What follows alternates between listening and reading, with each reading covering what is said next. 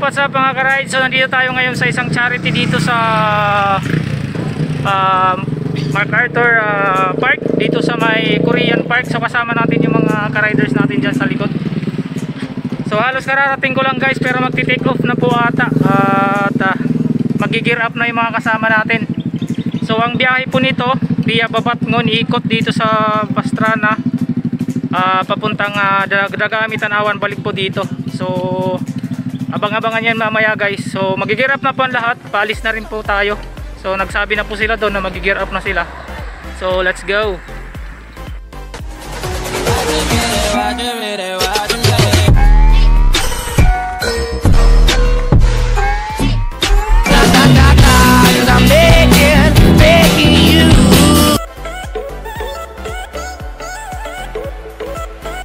Guys, kasama natin ang mga Tomeko dito sa ride na ito para sa charity.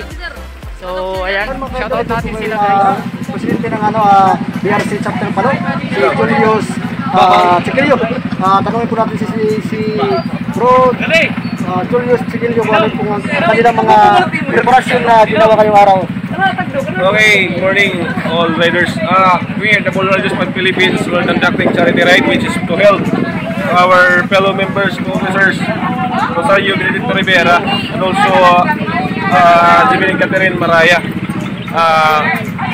Thank you for supporting this ride for a cause. Kami po, BRC Palo, nagpapasalamat ay iyo. Mga salamat ay iyo. Ano yung pagsuportay niya mag-ride for a cause. That's all. Ride safe to all riders. God bless. God bless sir. Okay. Ride safe to ride safe.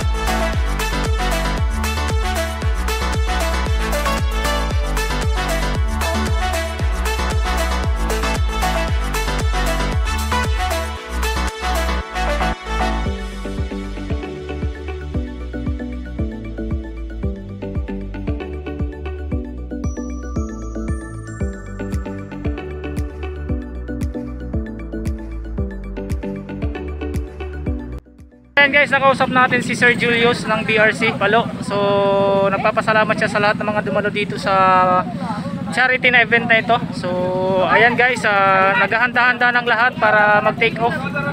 So magre-ready na rin tayo para sa charity na ito.